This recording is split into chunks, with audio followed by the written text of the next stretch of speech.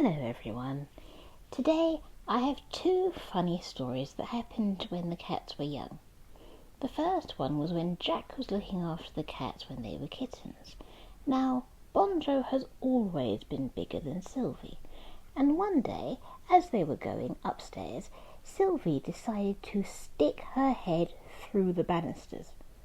We have very big gaps in our banisters, like you do in most houses, and Sylvie thought it would be a fantastic idea to stick her head through that banister and attempt to jump through.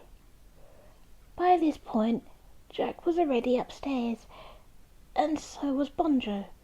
Jack knows that he should never put his tooth on anything smaller than him, and especially not if it's a woman.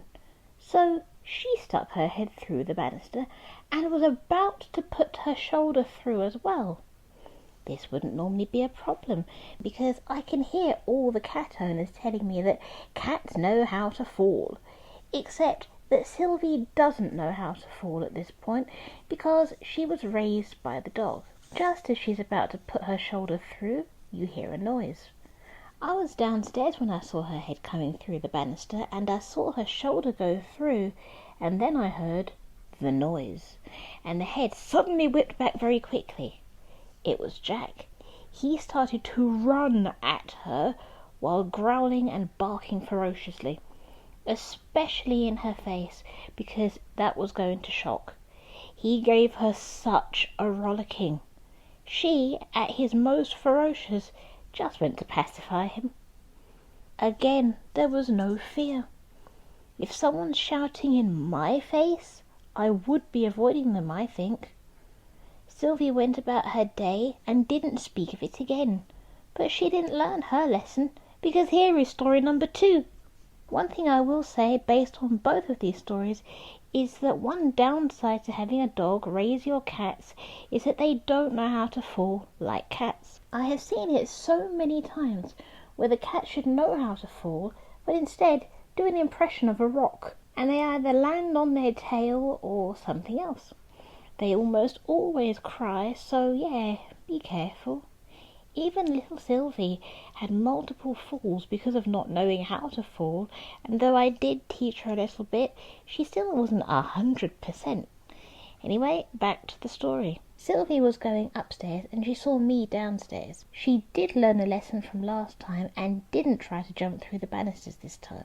However, what she did that day is just stick her head through to say hi. And that's when you hear the sound. Not the same sound as last time, it's a more quiet sound that if you weren't looking for, you may not have heard it. Jack was pretending to be sick in order to get her to respond. And if anyone is sceptical, because I know it sounds peculiar, then yeah, he's done this before. She snaps her head in very quickly and checks him to make sure he's not been ill, then goes upstairs for her breakfast. So to the people that say animals only respond on instinct or don't understand certain things, Jack knew enough to think, if I pretend to be sick, Sylvie will put her head in. She hates to see him stressed, and there are other ways he's trained the cats. Surely Jack is not unique. Anyway, you tell me some mad things your pets have done. If you're still here, then yes, you're handsome, and you're beautiful, and well, I'm speechless. I'll let you know next time I see you. Over to the pets. Hello all, this is Sylvie. If you liked what you saw, then subscribe for more. Hey everyone, my name's Bonjo. If you enjoyed yourself, then give it a thumbs up and share it with all your friends. Hi everybody, I'm Jack, and if you had fun, then comment down below and let my mum know what's the most unbelievable thing that happened to you.